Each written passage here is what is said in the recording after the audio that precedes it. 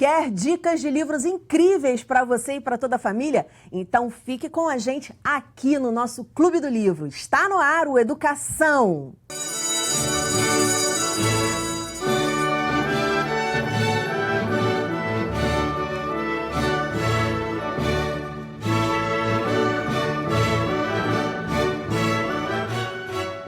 Meus convidados são o professor de literatura do Colégio Pense, Diego Dias, a professora e diretora da Rede Pública do município do Rio, Jussara Almeida, e a escritora e contadora de histórias, Juliana Lima. Muito bem-vindos ao programa. Vou começar com o teu livro, que é maravilhoso. Mostra lá para a câmera 2, A Hora da Estrela, Clarice Lispector. Por que você escolheu essa obra, Diego? Maravilhoso. Bom, primeiro hoje, dar aula de literatura, principalmente para o ensino médio, virou um grande desafio, né? Porque a gente tem que lutar contra as adversidades. E quando eu digo adversidade, é a tecnologia, que deveria estar a nosso favor, né? Deveria ser um recurso pedagógico, até mesmo com inteligência artificial, mas a gente sabe que o aluno hoje, ele prioriza a rede social e isso acaba sendo uma perda literária, né? O aluno não está mais interessado em viajar nas páginas do livro. Então eu trouxe esse livro para dizer como que a gente alinha o ensino da literatura com a prática de habilidades de vida, de habilidades socioemocionais. Então diga, como é que você faz isso? Primeiro dia de aula, quando eu vou falar desse livro, eu peço que eles escrevam numa folha de papel o sonho que eles têm. Pode ser algo imediato, né, dentro daquele ano, ou algo mais para o futuro, algo a longo prazo. E imediatamente após eu peço que eles troquem de papel, sem ler o que está escrito com o do colega, e que eles amassem, destruam aquele sonho. Logo depois eu peço que eles abram novamente, e aí eles vão ver o sonho, né, numa folha machucada, numa folha aguerrida, e eu digo que essa folha é a Macabeia, a personagem principal dessa obra. E aí a gente pensa, né, que todo mundo tem um sonho, assim como Macabeia, que queria ser uma estrela de cinema, e a gente percebe que conquistar o nosso sonho não é tão fácil assim. A gente precisa ter muita luta, a gente precisa de muita garra, muita proatividade, e isso nunca é o suficiente, porque a gente vive num sistema, a gente tem algumas questões sociais que acabam impedindo, no caso da Macabeia, anos 1970, o fato de ser mulher, nordestina, analfabeta, acabavam aí sendo empecilhos, né, para que ela pudesse conquistar o seu sonho. Então já é um choque, porque a turma escreve o sonho, achando que a gente vai fazer uma dinâmica que fale sobre isso, né, que mostre como que a gente pode conquistar, e eu faço uma inversão de papéis, para que a gente possa ter empatia e despertar curiosidade para conhecer a obra, né, que a Clarice Lispector escreve acerca de Macabeia. Que demais. Eu achei interessante, assim, o teu discurso no sentido de... A gente fala muito assim, não sei o quê, siga seus sonhos, mas você traz a garotada um pouquinho para botar o pé na realidade. Por exemplo, poxa, você vai ter que correr atrás, você vai ter que ralar, não é assim, eu tenho sonho é lindo, cai tudo do céu. Vai muito por aí. E eu acho que eu não sei como eles têm recebido, e os pais também, mas é uma linha bem tênue para também a gente não entrar do outro lado, né, no pessimismo. O otimismo, aquela coisa, né, até meio mégalo, sonho, você vai conseguir, mas não explicar para ele que ele precisa ter metas para alcançar esse sonho, não é? Pois é, e não só meta, né? A gente sabe que, por mais que a gente sempre preze por uma rotina, que a gente sempre tente alçar o nosso sonho, há adversidades. Então, trabalhar a realidade eu acho que é fundamental. E aí, a partir dessa prática, né, dessa dinâmica, a gente começa a falar da trajetória da Macabeia. Bacana, vamos falar sobre isso. Queria ouvir Juliana e Jussara, o que vocês acham dessa abordagem que ele faz em sala de aula a respeito dos sonhos, né? Mostrar que sonho é algo que você tem que batalhar também. Isso, a gente fala muito, né? Eu trabalho muito com rodas de leitura em sala de aula. Hoje eu estou diretora, mas há pouco tempo eu trabalhava dentro dessa dinâmica em sala de aula. E, assim, uma das coisas que a gente fala muito para a meninada, eu já trabalho com a faixa etária menor, né, é que você pode ser o que você quiser ser. Só que a gente sabe que existe uma trajetória, existe uma caminhada. Exato. Né? Eu sou professora, eu falo que eu não dormi e não acordei professora. Né? Eu tive que terminar o 2º grau, fazer uma faculdade, sou professora da rede municipal de ensino. Sim. Há um concurso para você entrar. Existem etapas, não é assim, pulei lá. Isso aí. Não é isso? Porque Porque quando você mostra que, de fato, existe toda essa caminhada, também, assim, há uma valorização e um despertar para esse comprometimento, né? Que, de fato, é a velha frase, as coisas não caem do céu, né? Não acontecem do dia para a noite. Dessa trajetória da Macabeia, qual a lição que você acha, além dessa introdução toda que você faz em relação aos sonhos, mas qual você acha a lição mais forte, né? Porque é difícil até essa pergunta, eu sei que é difícil essa pergunta, porque a Macabeia é uma riqueza, mas o que mais te tocou e que você também transmite na sala de aula? Olha, eu acho que assim que ela chega aqui no Rio de Janeiro, ela é alagoana, e assim que ela vem para o Rio de Janeiro, ela consegue um emprego como datilógrafa e ela conhece, que vem a se tornar uma colega de trabalho, chamada Glória. E logo depois ela conhece o namorado, né, chamado Olímpico de Jesus, que também é um nordestino. E aí veja bem essas nomenclaturas. Olímpico, né, lembra aí Olimpo, Jogos de Olimpíada, né, que os atletas querem a vitória. Então, na verdade, ele, namorando a Macabeia, ele acaba deixando ela de lado e assumindo o namoro com a Glória. E aí eu percebo a nomenclatura que a Clarice dá a esses personagens, né? O Olímpico, que junto com Macabeia... Legal. Perfeito, legal. Junto com Macabeia ele não vai ter, né, essa prosperidade, essa ascensão social, Então, mas ele pode acontecer com a Glória, que é filha de um açougueiro. Então ele já percebe ali que algum proveito ele poderia tirar dessa história. E aí quando a gente começa a mostrar como que foi cautelosa a escolha dos nomes dos personagens, isso já é um gatilho para o aluno se interessar pela leitura. Bacana. E é algo que te mobilizou, né? Ficar Demais. pensando a respeito dos nomes, entrando na obra, mergulhando na obra. Perfeito. Até porque a história de vida da Macabeia é muito sofrida. Sim. Então, se a gente fosse pegar todos os pontos, todos são muito marcantes, né? Como a gente falou, nordestina, mulher, analfabeta, né? Que tinha um sonho, mas não consegue alcançá-lo. Mas, na verdade, esse dado, né? Do Olímpico com a Glória, eu acho que me chama bastante atenção e os alunos adoram quando E eu as falo isso. fraquezas, né? Como ela Exatamente. coloca as fraquezas e que a gente não vai dar spoiler, mas como a fraqueza, ela pode revelar um lado mal que não é de maldade, pode ser de ingenuidade. Total, a fragilidade mesmo, né? Exatamente. E a todo tempo não é a Macabeia que está contando a própria história, é o Rodrigo SM. Ou seja, a história dela é narrada por um homem. Então a gente já percebe mais uma vez essa fragilidade de uma personagem que não tem o dom da comunicação. Ela é tão ingênua, né, como você muito bem colocou, que ela não consegue se expressar, assim como diversos outros livros do modernismo, né, em que personagens aparecem sempre nordestinos, né, diga-se de passagem, que não têm essa comunicabilidade. Que não exercem seu lugar de fala. Perfeito. E aí, falando em lugar de fala, queria que Jussara mostrasse o livro que escreveu. Olha que linda capa. Isa Flor. Conta a história da Isa Flor. Isa Flor, eu falo que Isa Flor é todos nós, né? Somos nós, essa mistura que é o povo brasileiro. E eu digo assim, hoje lá em casa eu tenho uma filha, a Isadora, que é a inspiração, né, para a criação da personagem. E eu digo assim, lá em casa a gente discute, a gente conversa tranquilamente sobre essa questão de negritude e representatividade. Mas, assim, na minha época, esse era um assunto que não era nem tocado, nem conversado lá em casa. Então, assim, hoje eu me identifico como negra, mas, assim, por conta do tom da minha pele, durante um bom tempo da minha trajetória, eu fiquei em dúvida sobre essa questão da identidade negra, né? E uma das coisas, assim, que foi muito crucial para o apontamento dessa identidade foi o cabelo. Então, assim, a Isa Flor, ela é uma menininha brasileira, mas a história fala que o coração dela gosta de passear pela África, né? Então, assim, é um coração que evoca toda essa questão da ancestralidade africana, que é essa mistura do nosso povo. Eu acho incrível você ter falado isso, porque eu sempre fui contra esse negócio, não sei o que, fulano é moreninho, é moreninha. Eu acho que na cabeça da pessoa que é negra também fica... Agora acabou já há muitos anos. Mas as pessoas falavam muito isso. Moreninho. Pô, não é moreno, é negro. Por que não pode falar que é negro? É palavrão? Sabe? Então, eu acho que essa confusão que você passou também foi muito devido ao tratamento, não Sim, só o tratamento sim.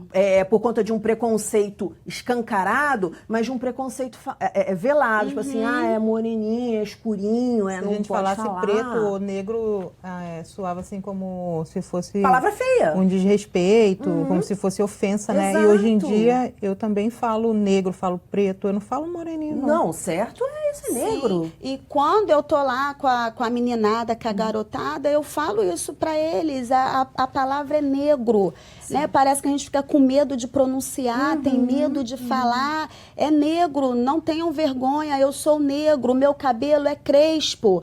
Mostra né? a bonequinha. E aí nós temos essa fofura que é a personagem, né?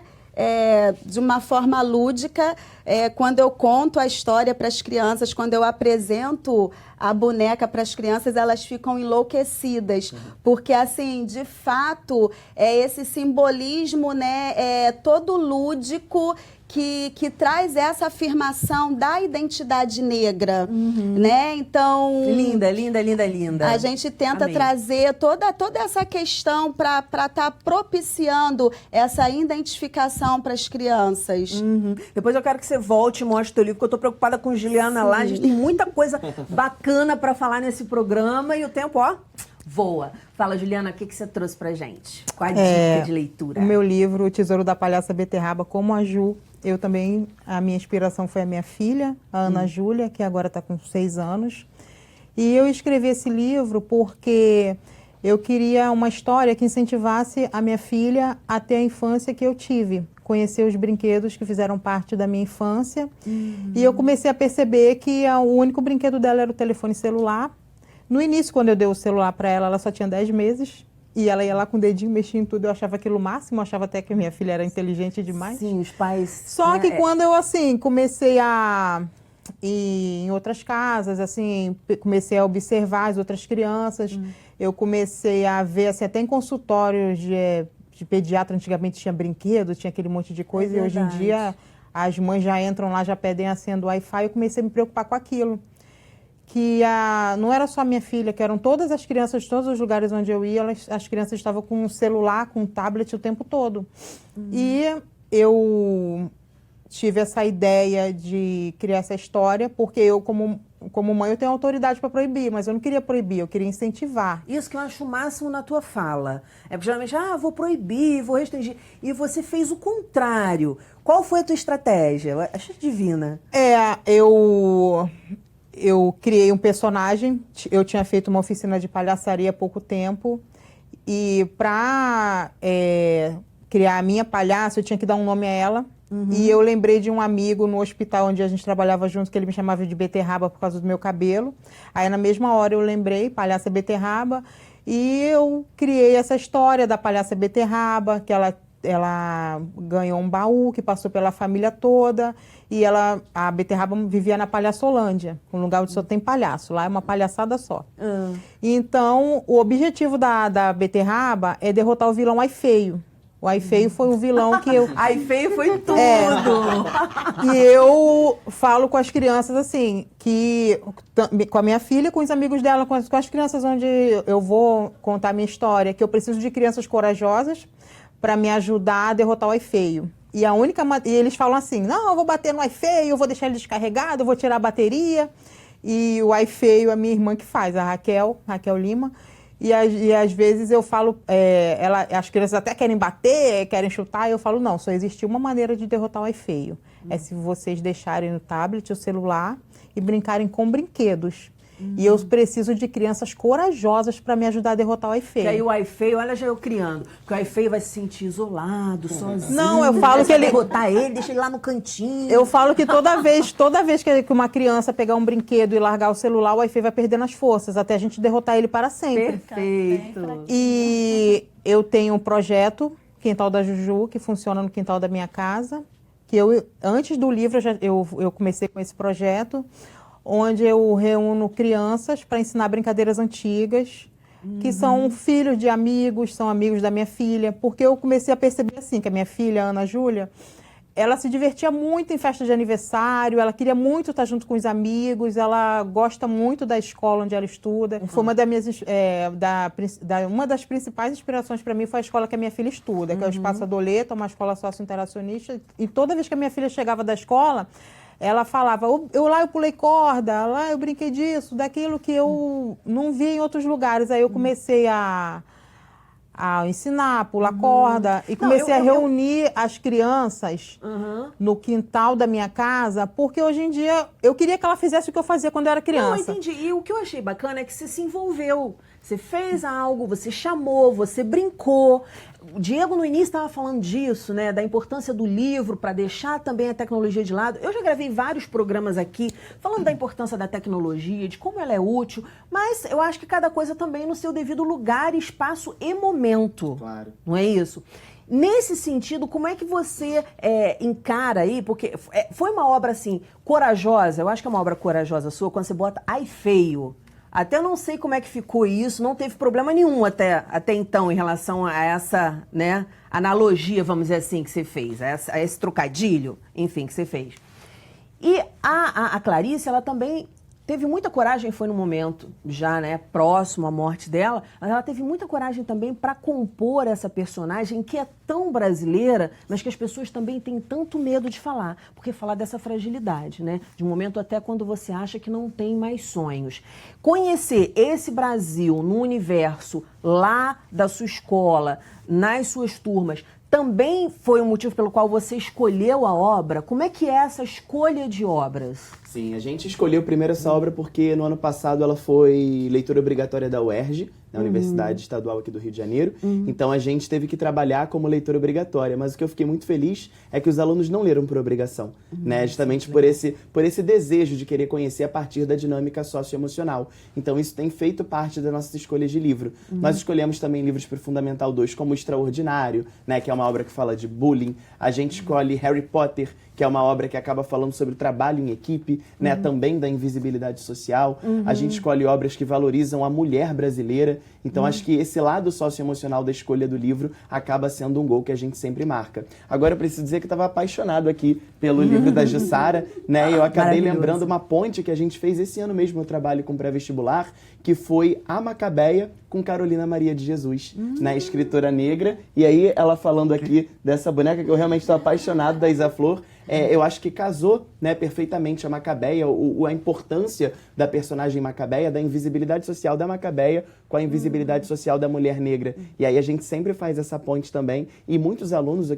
que me deixa espantado e um pouco chateado é o não conhecimento, né, de Carolina Maria de Jesus. Então a gente trazer essa realidade, mostrar a importância do lugar de fala. Eu acho que essa expressão é sempre muito produtiva. Né? Dar voz a personagens marginalizados é sempre muito produtivo em sala de aula. Perfeito. E por isso eu quero que você mostre aí as ilustrações do livro. Tem um trechinho que você queira ler pra gente, só degustar aí um pouquinho? Sim, pode ser. Mostra ali pra câmera. Olha que linda, gente. Parabéns, a ilustração também ficou maravilhosa, viu? Diz assim, Isa Flor é uma menina pequenininha que mora no Brasil. Maravilha. Ela mora no Brasil, mas o seu coração gosta de passear pela África. Jussara, como é que tem sido a receptividade das crianças com o livro? É sempre assim. A abertura é a máxima que eu tenho encontrado. Porque, como eu sou da rede pública, a rede pública ela acaba recebendo um número grande de crianças das comunidades, né, do Rio de Janeiro. Então, assim, é um número bem expressivo de crianças negras. E eu, enquanto professora, eu vejo muito esse clamor dessas crianças pela questão da representatividade. Assim, são crianças que pedem para pegar no meu cabelo, porque o cabelo crespo, ele tem uma textura diferente, e é para ser pegado mesmo, para ser sentido. Coloco a rosa. Não, e é legal porque eles veem você arrumada, sabe? Sim. Você pode se arrumar. Sim. Qualquer cabelo liso, crespo, enfim, se você não arrumar, se você não cuidar, ele vai ficar todo... Sim, e o livro, ele fala sobre isso, que as mulheres da família da Isa Flor gostam de enfeitar os cabelos com flores. E elas são cheirosas por causa do perfume das flores. Então, também evocando essa coisa que a mulher negra ela é cheirosa, tirando todo esse estereótipo de que, né, o negro, ele... algumas pessoas falam até que eu tinha que prender o cabelo da minha filha. Por quê? Porque o cabelo crespo ele tem que ficar preso. Parece que quer levar novamente o cabelo crespo pro tronco, né? Tem que ficar ali na cervidez. Então, assim, o livro, ele evoca toda essa beleza da negritude, Sim. né? O quanto a negritude tem e pode expressar de beleza. E já teve alguma coisa assim, Jussara, algum momento de preconceito que você foi lá e trabalhou e conseguiu reverter? Porque as crianças vêm da rua, vêm de casa, enfim, vêm do mundo. Olha, não é isso? por incrível que pareça, até hoje, assim... Nunca. Nunca. Olha que bacana. E eu ainda brinco com elas, faço esse trocadilho. Aí falo, ó, vou falar uma coisa bem baixinha, aí nem falo alto. Existe essa coisa de cabelo... Aí eles... Eu ouvi o que você falou, cabelo duro. Existe isso, cabelo duro, porque o contrário do duro é mole. Existe isso, cabelo duro, cabelo mole. Então, assim, a gente traz isso para a roda, para a discussão, essa coisa da cultura africana. Inclusive, quando eu fui pesquisar o chamamento do livro é para essa questão das flores. Mas na minha pesquisa acabou aparecendo a babosa. E a babosa não dá Nossa, flor. maravilhosa. Ela não dá flor. E depois que eu fui ver, caramba, a babosa não dá flor. Mas eu deixei a babosa no livro porque é uma coisa tão nossa. E ela é de Vovó origem... passava babosa no meu cabelo. E é uma aloe vera, né? Isso aí. E é de origem africana. Mas o meu era babosa mesmo. A Isso. cortar ali, ó. Plum, plum, As propriedades cabelo, assim. medicinais que tem na babosa e é de origem africana. Então, assim, na roda, eu levo um pedacinho da babosa, falo para eles tocarem, sentirem a babosa, né? Aquela gosminha que eu falo que não é uma gosma suja, né? Muito legal. Para eles tocarem. Aham. Então, assim, tento propiciar todo esse despertamento neles, para a gente realmente trazer essa cultura Sim, sim. que às vezes... Mas olha, você vê como é que o mundo está melhorando em tantos aspectos, né? Claro que a gente sabe de todas as coisas ruins, mas as crianças estão chegando à escola mais crianças. Sim. Porque criança não tem preconceito, aprende. Então, na medida que a gente na sociedade fala, não, existe, né, uma certa, vamos dizer assim, consciência das pessoas e também um certo controle, que as pessoas falam, rádio patrulha, ou patrulha, não é isso. Mas, na medida que a gente tem uma consciência de que a gente fazia algo que machucava, que feria, que não era legal, que era preconceituoso, eu acho bacana a gente repensar e falar, não é legal. Porque eu escuto muita gente falando assim, mas antigamente o humorista, os trapalhões podiam falar. Gente, mas era outra consciência, né, de coletividade que a gente tinha. Juliana, mostra um pouquinho as ilustrações do seu livro. A gente está no finalzinho do programa. Eu queria que você falasse um pouquinho como é que ele tem chegado para essas crianças. Tem sido um livro, num primeiro momento, para algumas pessoas alienígena? Tipo, o que tem isso aqui? Eu nunca ouvi falar que existia essa brincadeira. Você percebe isso nas crianças? É muito engraçado quando eu vou nas escolas e a beterraba no final abre o baú, que é o mistério da história toda, é o baú, que é o tesouro da palhaça beterraba que está dentro desse baú. E quando eu abro o baú, eu começo a tirar os brinquedos antigos, peão, peteca, bola de gude. Tem criança que não sabe o que é peteca, que nunca viu. Imaginei, por isso que eu te perguntei. Aquele bate-bag, o peão que eu tenho lá é aquele peão de barbante mesmo. Sim, que puxa, E tem muita criança que não conhece, aí eles ficam assim encantados. Aí no final eu faço também algumas dinâmicas de mágica, sempre falando da valorização da família, sobre conversar com os pais.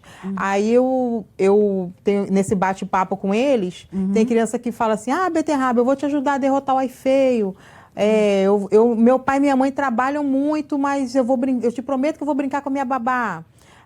Eu tento falar com meu pai, mas só que meu pai está sempre com o celular, e ele foi tomar banho, eu botei um bilhete por baixo da porta. Eu escuto muito essas histórias. Você está fazendo as crianças envolverem os pais nesse processo. Porque o objetivo a Beterraba, ela não vive uma aventura na história, é mais um desafio. Porque ela vai até as crianças e ela não consegue mostrar o tesouro. E ela decide ir até os pais, para os pais se conscientizarem sobre o valor do tesouro da palhaça Beterraba, que fez parte da infância deles, como foi legal e divertido. E eu consigo, assim, tocar não só nas crianças, mas principalmente nos adultos, porque eu já fui em feiras de livro que não tinha público infantil e eu vendi.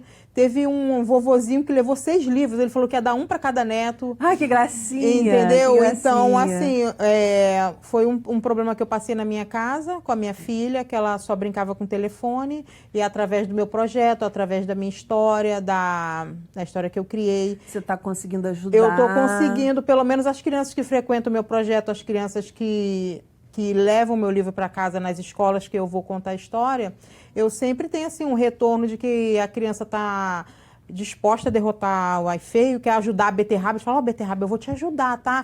E quando chegar em casa eu vou brincar, eu não vou mais pegar em telefone. Quantos anos essas crianças em média? Olha, as crianças que frequentam o meu projeto e que eu alcanço assim nas escolas são em média assim, tem bebezinho, né? Porque eu vou muito em creche.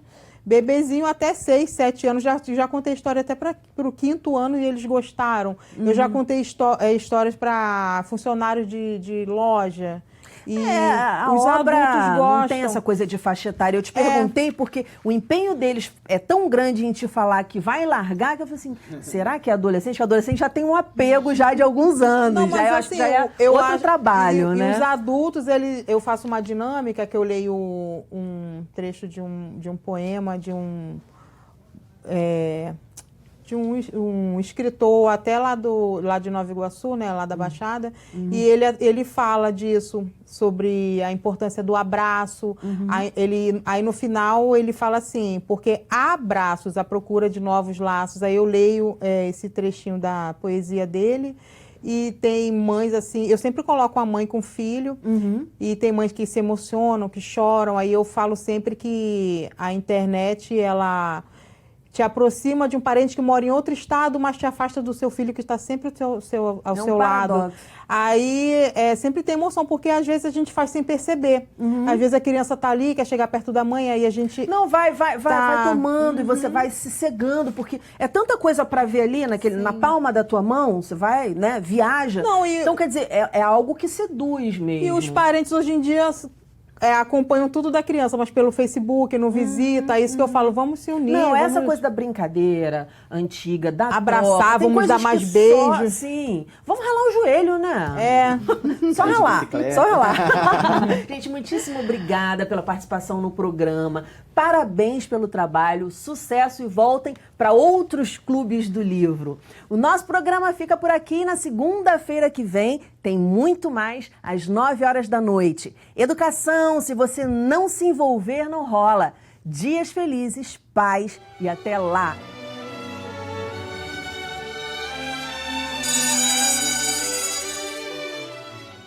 Nasrudim. Nasrudim era um sujeito pacato toda a vida, mas casou com uma mulher nervosa que até batia nele. Certa vez, o amigo de Nasrudim, passando em frente à casa dele, ouviu uma barulheira. E mais do que rápido, ele correu e bateu bem devagarzinho na porta. E quem veio atender? Nasrudim. Então o amigo perguntou, Nasrudim, rapaz, que barulheira é essa, rapaz? Nasrudim respondeu, minha mulher acordou nervosa, rapaz, jogou meu casaco lá, escadaria abaixo. Nasrudim, Nasrudim, o casaco não faz essa barulheira toda não, sujeito. É que eu tava dentro, né?